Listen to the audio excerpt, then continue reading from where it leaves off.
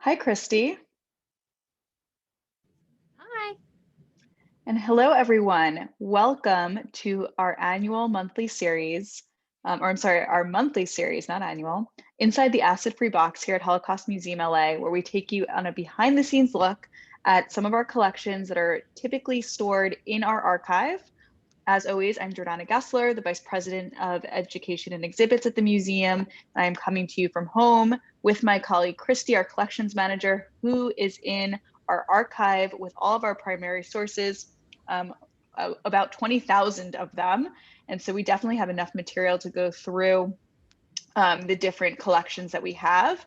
I see a few more people are entering, but that's okay because in the beginning, we just talk a little bit about the collection and how excited we are. And I know, Christie, you said that this was a unique experience for you when we were preparing for this talk. Do you want to share maybe why? Yeah, so um, ordinarily, obviously, because we're dealing with, primary sources that are quite old, I guess old is a relative term, from the Second World War period, a lot of the time the particular person or that the collection is in reference to may have passed. So this experience was a little different because Charles is still with us.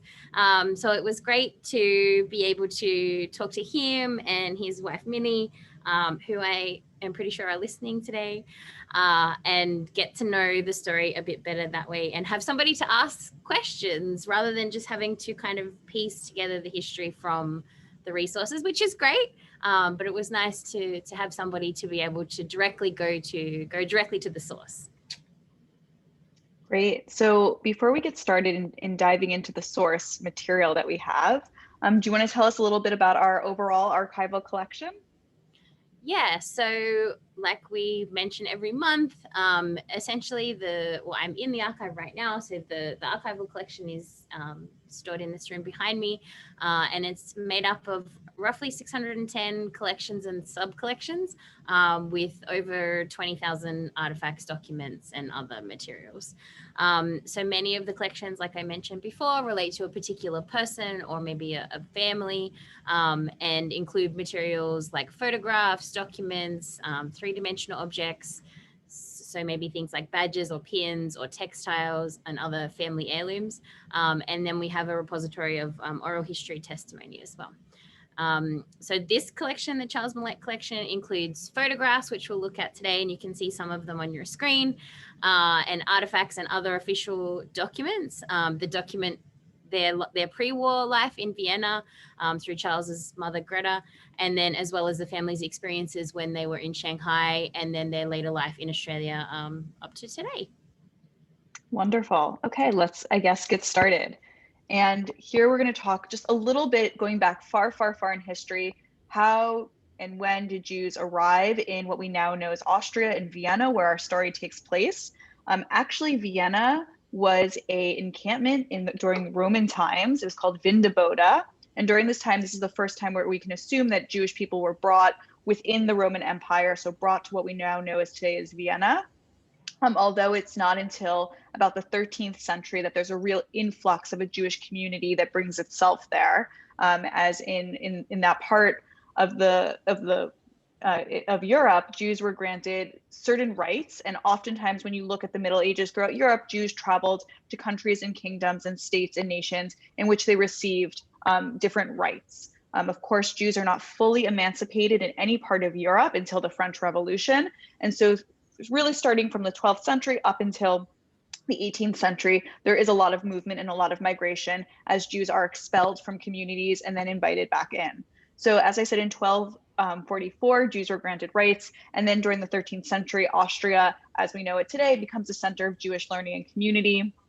And then across many centuries, there's a period where Jews are expelled, targeted, invited back, given rights, and it kind of ebbs and flows during this time. Very interestingly enough, a few decades ago in the 90s, when Vienna was looking to create a Holocaust memorial, they wanted to create a memorial within the first district, which what was the walled city of Vienna, Judenplatz, which was this area where they believed Jews had lived during the Middle Ages. And they began excavation on a memorial. what did they find when they excavated? But actually the ruins of an old synagogue from hundreds of years ago. And so they stopped excavations and quickly realized that they were looking at relics of this ancient Jewish community, not quite ancient, but this Jewish community from the Middle Ages that had first lived in what we now know as Vienna. And so now there's an incredible museum there that you can go and see the story and the history of Jews in Vienna. But coming a little bit more closer to the modern day and looking at the Holocaust, Vienna was, before World War I, a capital of a huge Habsburg Empire, this huge Austro-Hungarian Empire that was multi-ethnic, multinational, and Jews played a big part and lived throughout it, which are areas that we now know as Czech Republic, Slovakia, Hungary, Austria. Following World War I, Austria was shrunk down to the small country that we know today. But still, there's a major Jewish community in Vienna. And in 1933, about 10% of the Viennese community is Jewish, which is quite a sizable one.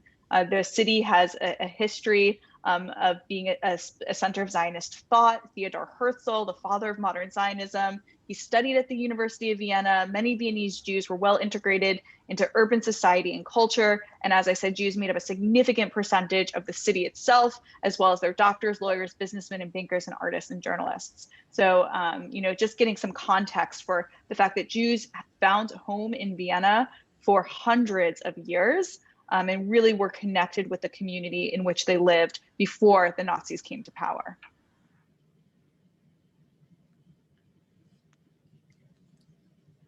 Yeah, so if we want to jump into some of Karl's backstory, or Charles. So he was born Karl Sinai in Vienna in 1937.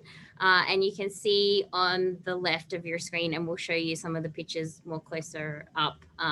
This is Charles as a baby, very cute baby, I might add. And so he was born to Grete and Ernst Sinai in Vienna. And so his mother, Grete, was a family of 4 daughters. And the family actually owned and operated a steel foundry that fabricated materials or product parts for railroad engines. And they were a fairly affluent family in Vienna. And so Grete actually worked for the family company that I mentioned as a managing secretary. And she met Charles's father, Ernst, at a Jewish community center in Vienna. And the couple were married in 1936. And shortly after that, Charles was born in November of 1937. And so we can maybe just stop the screen share for a second and I can show some pictures of the family. So something that I think is sort of unique about this collection as well is that there's quite a number of photo albums. So the photo albums are quite fragile. So it's a little bit difficult for me to physically show you many of the pictures inside, but I can show you some of the covers as we go through.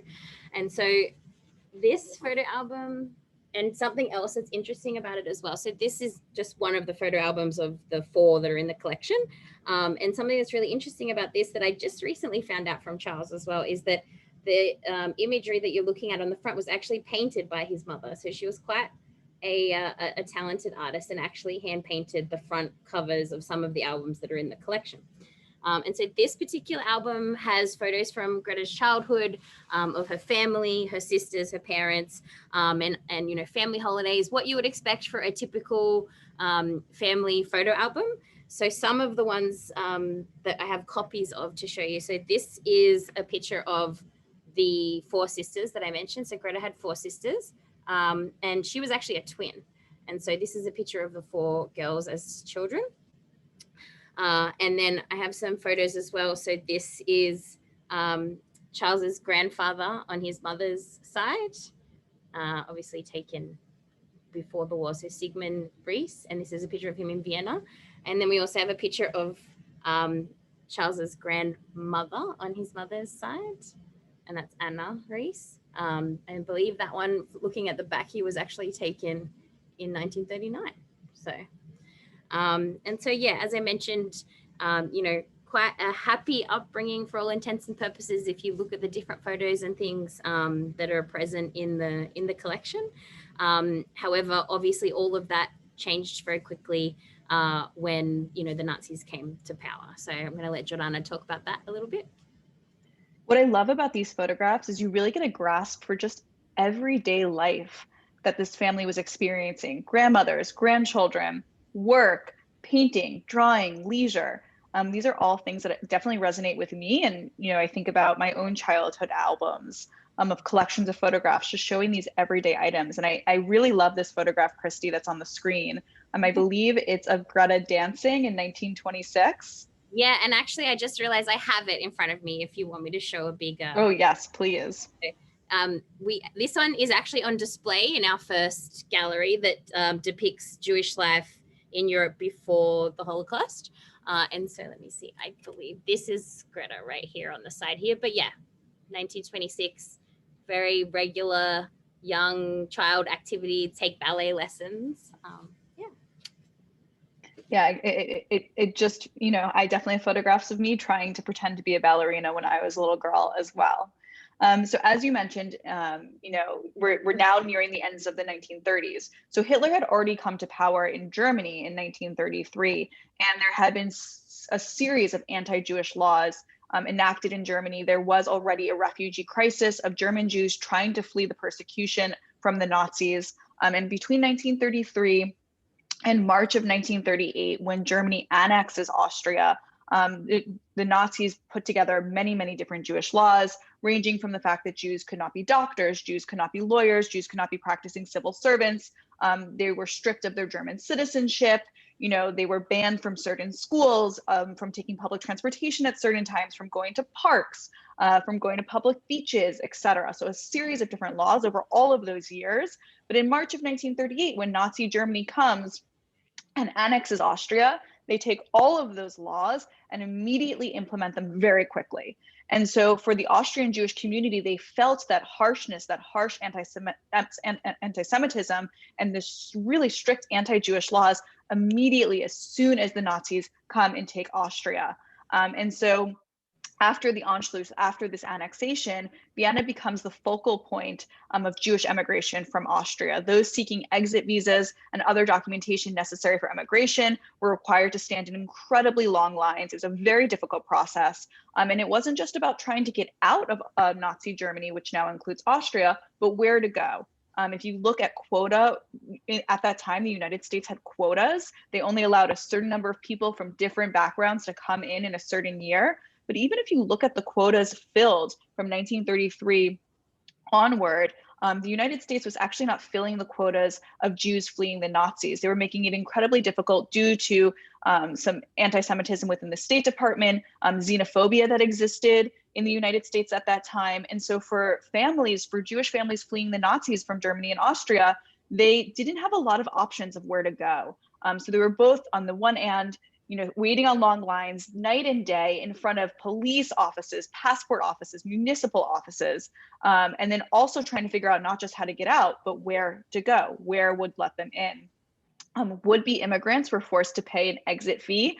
They had to register all of their movable belongings and their movable property, which the Nazi government confiscated as soon as they departed the country. So again, they're leaving everything behind. As I said earlier, these are areas where families had lived for generations. Perhaps the cemetery with great-grandparents who were buried were right down the street. Businesses needed to be left behind, school, friends, homes, really all of these belongings. And so after the Nazis annex Austria in 1938, very quickly, again, as I said, there's this mass demand of Austrian Jews trying to get out. And shortly after, a man named Adolf Eichmann, who becomes very well known, especially in the later deportation of Jews from Hungary, later on during the Holocaust, and also very infamous for a trial where he stood trial in Israel in the 60s. But this is actually one of his first major tasks as an SS captain, is he establishes the Central Office for Jewish Immigration in Vienna. And by May 17th, 1939, he was viewed as being successful because already half of Austria's entire Jewish population had been forced to emigrate. Yeah, and so it's interesting too that you mentioned before, the increased restrictions on Jews at that time. So from looking into the history here a little bit more, I discovered that there's records available online actually for the University of Vienna. So two of Greta's sisters Irma and Marianne, I believe, which I believe is her twin. I'm hoping that I get the information correct. Were actually enrolled at the University of Vienna and were both expelled in 1938 because of the fact that they were Jewish. So Irma was actually enrolled in a medical studies, and so she was able to later finish her studies and graduated in October of 1938. But her degree was essentially blacklisted with a black mark to indicate that she was non-Aryan. And that was essentially a term that was used at the time, or a marking on her doctorate that was used at the time to ensure that she wouldn't be able to get a job in her profession after she had graduated. Exactly. And I mean, that law that Jews couldn't practice medicine had been enacted in Germany in 1933. And so as soon as Nazi government annexes Austria, all of those laws come into play. And the annexation was March of 1938. In November of 1938 is the very violent pogrom called Kristallnacht, where synagogues across Germany and Austria were burned, destroyed. Jewish businesses were broken into. About 100 Jewish men were murdered that night. 30,000 Jewish men were arrested and sent to concentration camps. And again, this is the intense environment of fear and violence and destruction and anti-Semitism and anti-Jewish actions that is really propelling people to flee and look for a place to go, really anywhere. At that point, they wanted to flee, even if it meant leaving everything behind. Yeah, and Kristallnacht was, for the family, they obviously had a home and a business, and all of that was essentially taken. The family's possessions, everything was confiscated by the Nazis, so they were left with very little. And interestingly, this elements of this kind of endured after the war, because from speaking to Charles, he had told me that his grandmother, who I showed the picture of before on his mother's side, had actually tried to reclaim the family home after the fact and was unable to evict, people that had basically taken up habitation there. So, but yeah, so luckily, Greta's sisters were able to actually immigrate to Australia, and so they were able to get out. Greta stayed behind at that time to help with the family business. And so it really, came down to the wire in terms of being able to escape. And so with very little to their name, Charles has mentioned that basically that his mother had a camera and one diamond earring, and that was essentially all they had to their name. And they were able to bribe a train conductor to basically permit them to board a train to Siberia. And so the family, so Charles's parents and Charles, who was not even one at the time, were able to board the train and eventually make their way to Shanghai, which was, one of the last free ports that was basically accepting refugees without the requirement of papers. Exactly. And so Shanghai at that time was this free city in which people did not need to have these entry visas to get into. Whereas, if people wanted to emigrate to the United States or Canada, or other countries within Europe, like the Netherlands and France, which was also happening. For example, the Anne Frank's family immigrated from Germany to the Netherlands. They needed to have entry visas. But in Shanghai, there was no need for an entry visa. So really, during this time period, 17,000 German and Austrian Jews emigrated to Shanghai between 1933 and 1939, fleeing the Nazis. And that's quite a large group of refugees to come at one given time. And, there had actually been a very small Jewish community in Shanghai prior to this. There was actually an old Jewish community that was Sephardic. Several Iraqi Jews had settled in Shanghai who had been merchants. But it was, again, only about 700. And then also there was another group of Eastern European Jews who, when fleeing the pogroms in Eastern Europe, we do see a big influx of Jews entering the United States at the turn of the 20th century. If you're on the call and if you're of Ashkenazi Jewish descent, your family might have come to America during this time. But there were a large number of them who also went to Shanghai. But again, it was only a few thousand. So these 17,000 refugees all of a sudden influxing to Shanghai is quite a large number of refugees. Also, as we're going, just a quick reminder, if anyone has any questions, we'll get to your Q&A at the end of this, so pop it in the Q&A box. We welcome any questions about this specific story or the different historical facts that we're covering. So, getting to Shanghai for the Austrian and German Jews, they arrive, and it's a very different experience and what they're used to in Europe. It's a very different lifestyle. Again, most, if not all of them, had to leave their belongings behind. So they arrive with really nothing. But during the 1930s, they start building a community for themselves, and start, creating space in Shanghai for themselves. And in fact, I even saw a reference somewhere that by 1940, there was even one little street called Little Vienna, because of all the European styled cafes and delicatessens and clubs and shops and bakeries that had been established. And so really, that spirit of resiliency and resistance that we see with refugees like this group of Austrian and German refugees, to maintain their culture, to maintain their community, to maintain their human dignity, even though they've had to forced to leave everything behind. Yeah, and so something that's, we can see a few of the items that we're going to talk about, but something that again is I think unique about this collection, and that I can't say I've come across before, is that we have a photo album that actually documents the family's trip to Shanghai. So you can see one of the pictures there, but I'll show it a little bit closer. But that's actually a picture of them on the boat, and there's a whole album that is actually dedicated to their trip. So, and then again, you can see this is another one of those albums that is like hand painted on the front by Grete.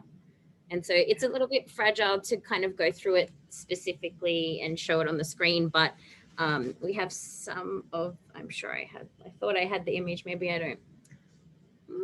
No, I don't have it out. Oh no, I do. So this is the photo that we were looking at just a moment ago on the screen. And it's actually a picture of them when they came over to Shanghai. And you can see, so right here in the bottom corner is Charles and his father. A little bit. And these are all, I'm guessing, Jewish refugees fleeing to Shanghai. Right. Yeah. So pretty interesting to have, photographs that document that time, I think. And, Charles has mentioned to me before that his mother, his grandmother, all they had to give Grete was a camera and a diamond earring. And that was all they had to their name to give her to escape. Potentially that's why there are photo albums, because she was given the camera. We just don't know. But yes, so by the time, unfortunately, that they had made their way to Shanghai and the family had arrived in Shanghai, Charles's parents had unfortunately separated. So from that time on, it was really Charles and his mother. And, it was a difficult existence for them. The occupation of Shanghai by Japan and the fact that they were Jews, they were basically considered as stateless. And so they were forced to or confined into a ghetto. And so I actually have as well the residence card that we have as part of the collection. And so you can see here, again, that's one of the items from the screen, but you can see here, this was the card that Charles was issued as identification. And actually on the card, this is a picture of Charles, the identification picture of Charles.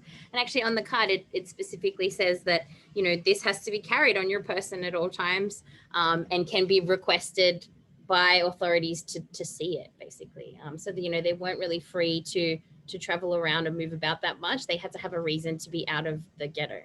And I know, Jordanna, you can fill us in a little bit more about what the conditions in the ghetto were like at that time. Yes. So here are some images. So the Shanghai ghetto was basically 1 square mile where about 23,000 of the city's Jewish refugees were restricted or relocated to.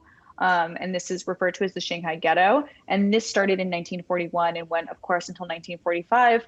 The Japanese were allied with Nazi Germany. And so because of this, considered any German or Austrian nationality who was Jewish to actually be a stateless Jew, because as I said, Nazi Germany had stripped Jews of their citizenship. And so they're confined to this ghetto, this specific area of the city. They're not permitted from leaving. If they did leave without permission, they could be shot, they could be killed for this. There was no running water. People kind of lived on top of one another. And during the early parts of the Shanghai ghetto, and actually when Jewish refugees arrived in Shanghai, there was a lot of support and movement coming from American Jewish communities in the form of food, or money just to help them support them. But of course, after Pearl Harbor was bombed by the Japanese and America enters the war, this is no longer permitted. And so again, that meager sort of support that people were receiving from the American Jewish community was completely lost. There was barbed wire around the ghetto. I mean, this was definitely an awful, horrific place to live. There was limited movement. There was deprivations that made life difficult. And although the people in the Shanghai ghetto did not suffer the daily terrors endured by the ghettos within Europe, it was still not an enjoyable experience. People were really imprisoned in these areas. On the flip side, as we see in the ghettos in Europe, there was still this maintaining of Jewish dignity, of human dignity, of resiliency that we continuously see, whether you're studying other parts of the Holocaust, where there was people read Yiddish poems. Any sort of books that had been brought with the refugees were reprinted for the other refugees within the ghetto and shared. People created artwork and plays. They, came together and formed community. And despite, Japanese censorship, they tried to reach out to family members in other countries to learn if anything had happened to their family members that they left behind in Europe. Although, of course, the Japanese forbade overt political expression, still Zionist and Bundists, remained clandestinely active throughout the war. There was religious schools set up. And so really all of the similar things that we see in the ghettos in Europe, of this desire for people to maintain some sort of normalcy in such an abnormal and horrific world, this continues as well. And so this is really what the life was. These two photographs that we're looking at on our screen were actually taken in 1946. So right after the end of the war, where people were sort of living where they had been during the war. These are images courtesy of Arthur Rothstein, who was a photographer who traveled to Shanghai following 1945, the end of the war, and he was permitted to as an American. And he snapped some photographs of the community that he saw there. And I think we have one more image. And this is really, you can see how people were crowded living together, even though the war was over. So 1945, the war ends, Nazi Germany and its allies, including Japan, lose the war. And this is now the beginning of a new chapter for the Jewish refugees who are, again, stateless, confused, trying to find out information about their homes, their family they left behind, and sort of what their next move is for where they can live.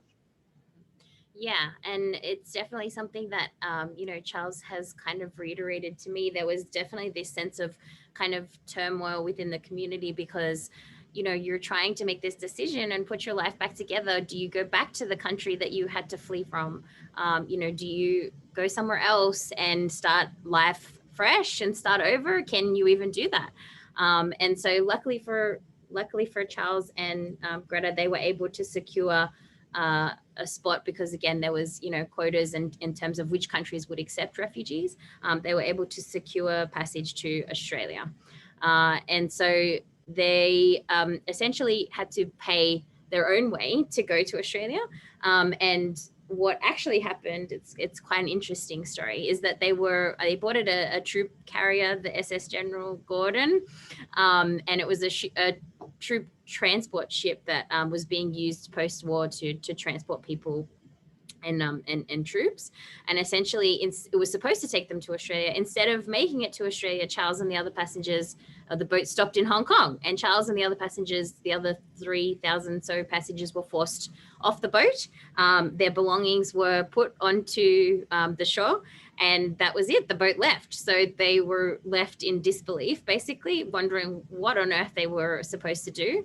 The little belongings that they had, they tried to protect and tried to basically reach out to different authorities to figure out what they could essentially do next, because, these were people that would basically had been left with nothing. They didn't have the means to make their own way or to figure out how to continue on to Australia, basically. So we actually have so what essentially happened was eventually, after reaching out to authorities, the Australian government sent a couple of planes to take some of the refugees through to continue on to Australia.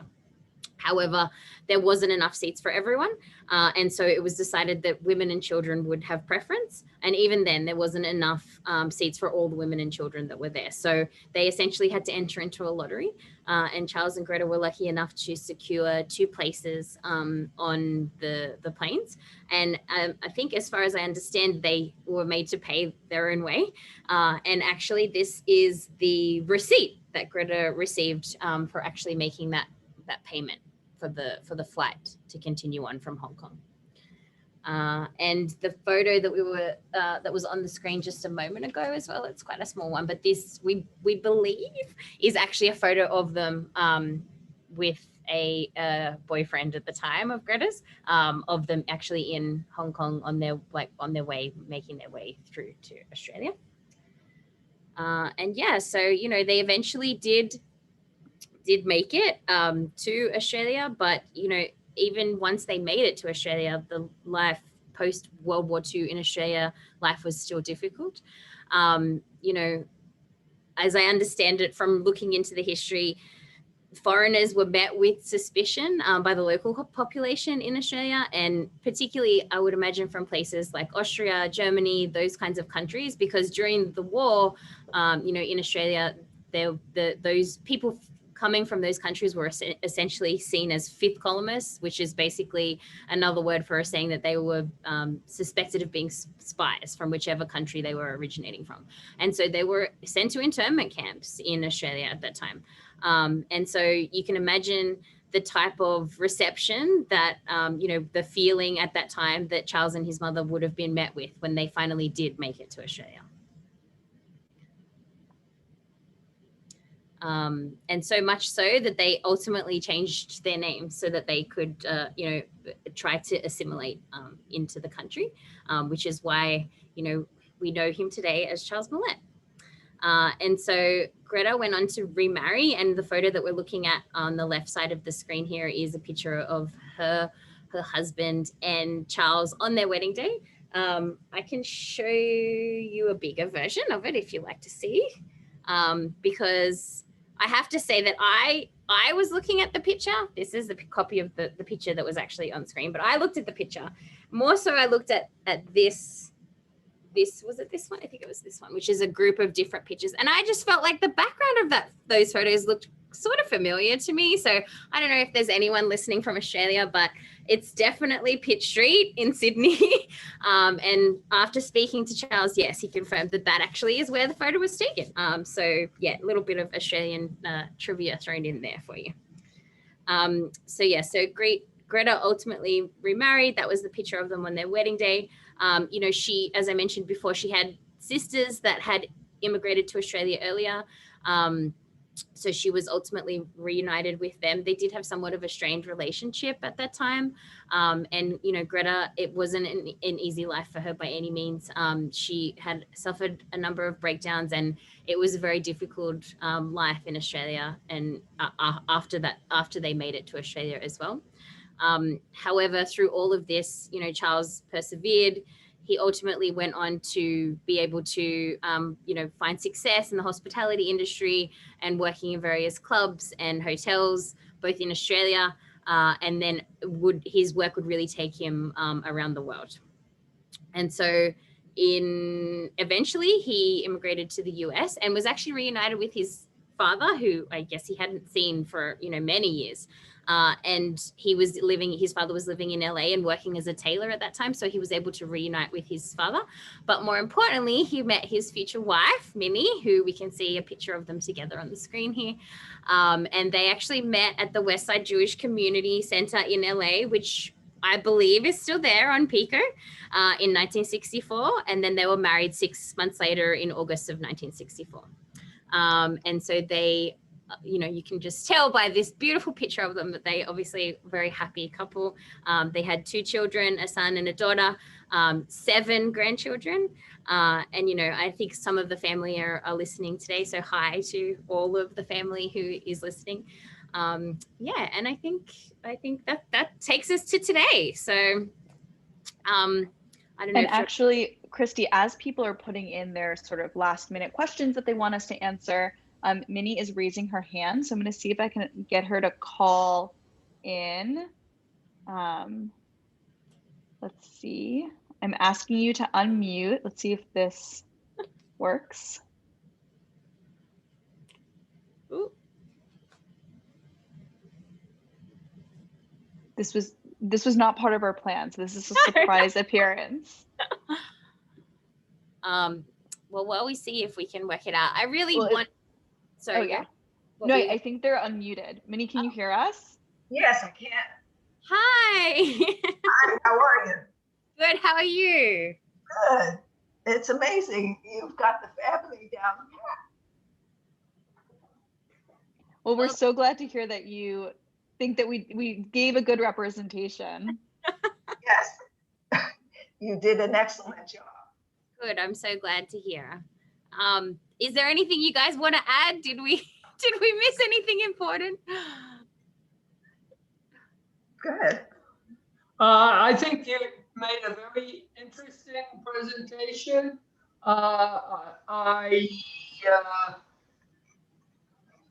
I don't believe that the desperation of Shanghai was covered in a way that depicted the true peril of the time, that most people who survived disease, hunger, and abuse from the Japanese whittled down the numbers substantially. There were bombing runs during the Second World War. The ghetto was hit by carpet bombing. There was a storage for jet fuel, not jet fuel, excuse me, for airplane fuel on the border of the ghetto, and it hit and exploded. There were a lot of damages and loss of life during that time. And many of the people imprisoned there were not able to make a living for themselves in the free world, so they suffered the privation of hunger. And it was quite a feat to actually come out of that alive at the other end. So that part of it was difficult, and it is an experience to be turned on by your friends and neighbors, driven out of your country and exiled in your life. It is a very difficult thing to overcome and be transported to a country whose language you don't speak, and then be subject to imprisonment under those standards without having command of the language is a very, very high bar to try and accomplish and survive. Many people didn't and gave up. They collected bodies Tuesdays and Thursdays. It was customary to wrap up your dead in mats, the reed mats that the Chinese provided, and there was people just rolled their dead out the front door without ceremony in those days. It was quite a desperate place to be in.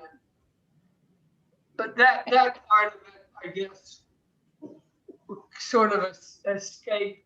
And you really don't like to think about it, but that's what life really was. Chiang Kai-shek in German, I mean in Chinese terms, was a feudalistic country.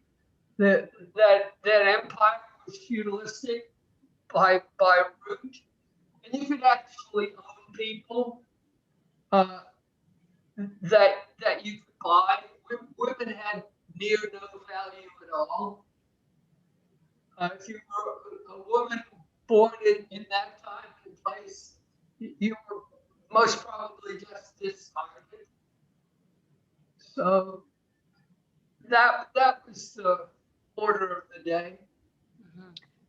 Charles, so we have a few questions from the audience. And so one of the questions was if there's any information about how Sephardic Jews in Shanghai met the immigrants at the docks and helped them settle there. So I'm wondering, I can tell you first off that after the US enters the war, actually a lot of the Iraqi Jews who lived there held British citizenship, and they lost their businesses during the war.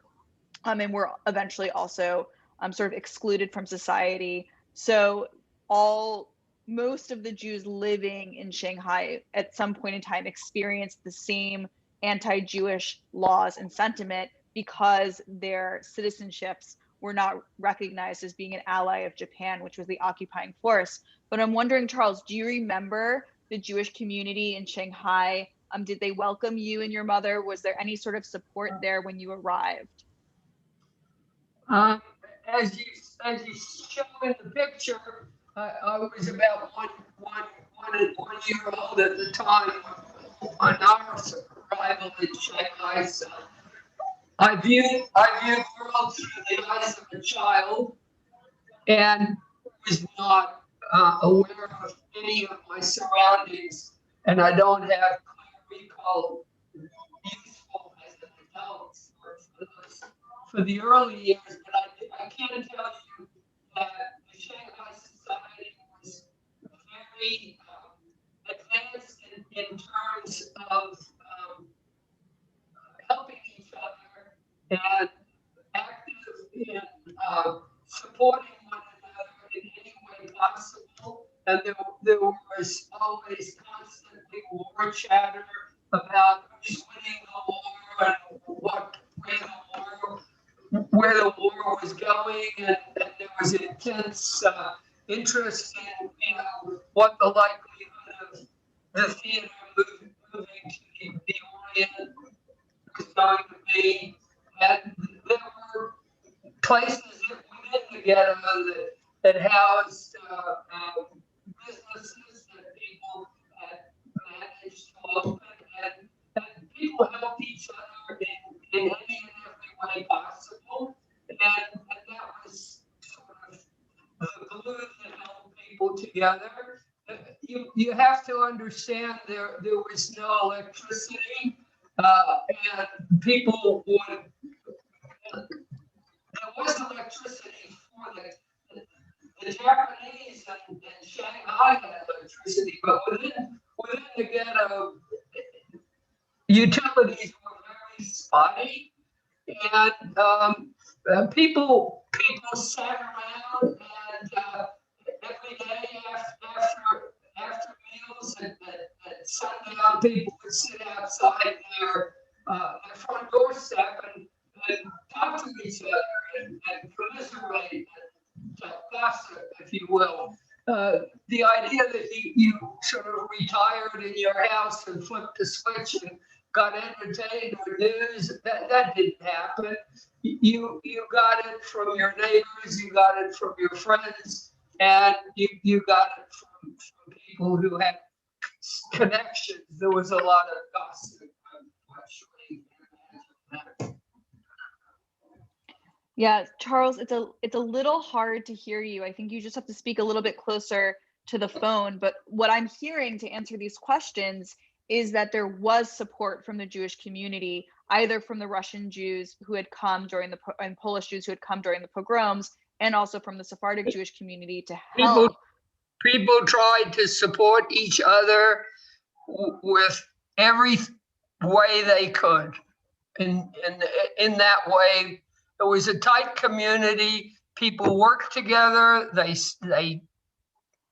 schemed together. They pulled together in every way they could and shared what little there was to have. They shared with each other quite a bit.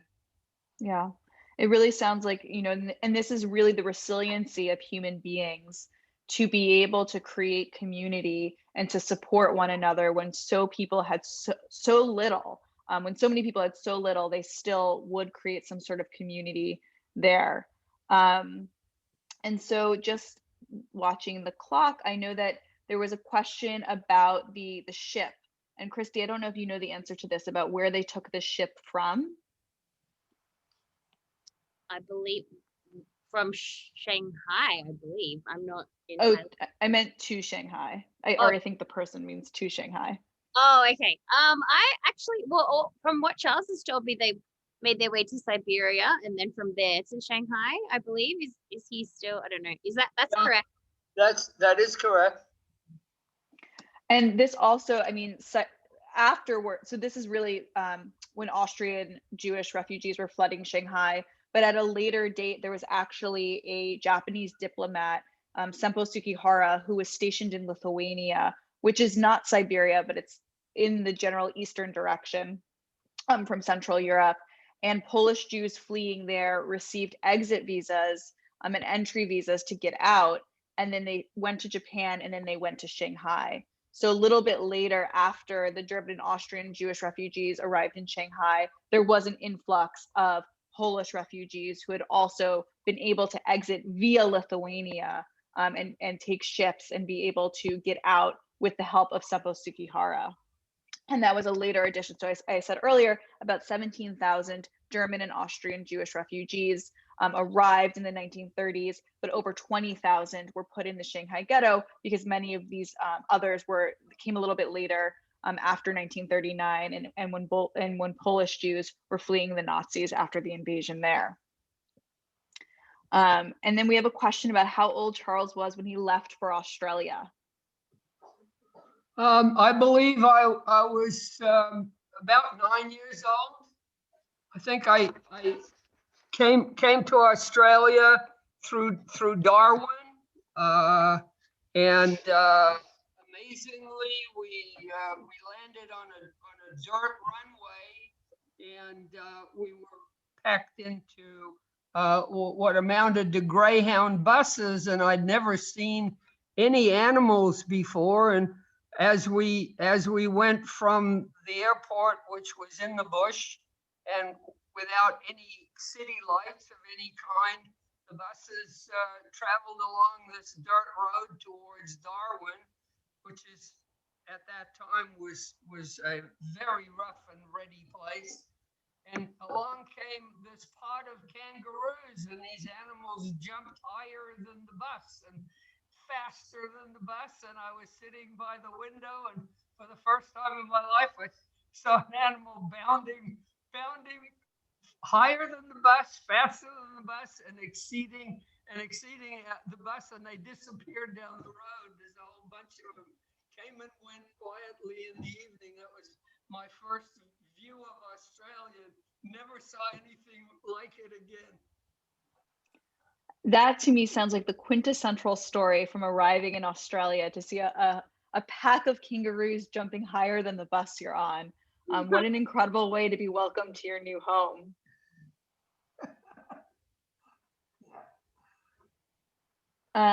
So I know there are a few comments, and I'm hearing a lot of personal stories that people are sharing about their own parents who either lived in Vienna in the 20s and 30s, or their own parents who went from Berlin to Shanghai.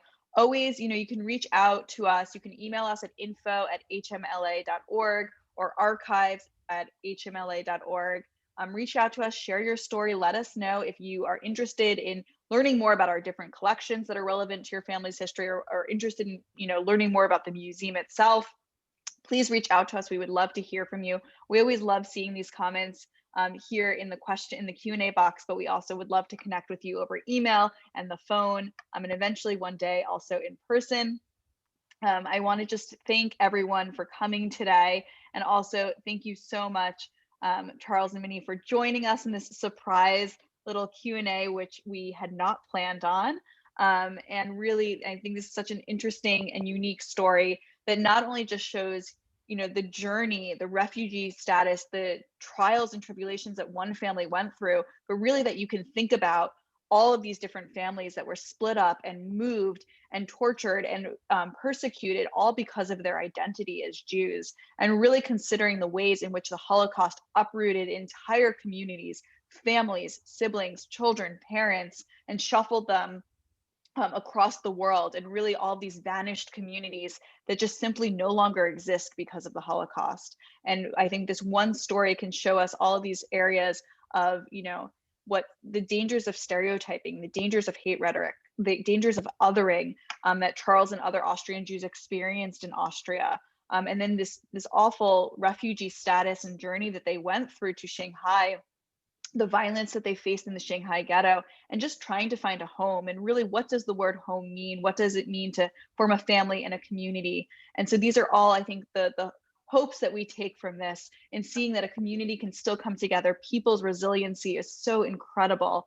And this is really what we see with a story like this. So thank you everyone for joining us today, and for joining all of our Inside the Acid Free Box programs. As you know, this is a program of Holocaust Museum LA. We try to hold this Inside the Acid Free Box program once a month, but we have many, many, many other programs.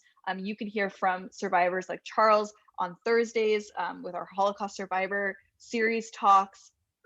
We also have this coming Wednesday, March 3rd at 11 a.m. Pacific time.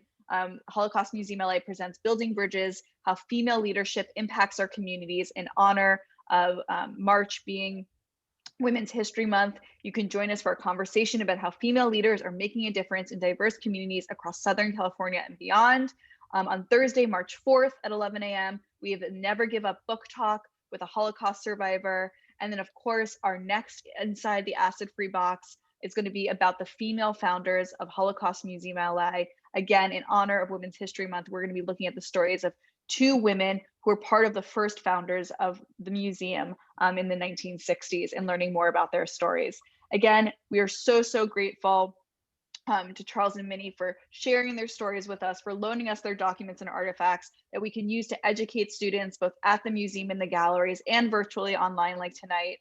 Thank you guys so much for joining us. I know that this was definitely one of Christie's favorite collections, and not just because there was talk of Australia and Sydney, her hometown, but because it's just such a great way to sort of build the story around speaking with somebody, seeing the primary sources, hearing the oral history, and getting a greater understanding of the historical context. So thank you for joining us on this journey, and we hope that you learned something as well from Charles and his mother and their experiences.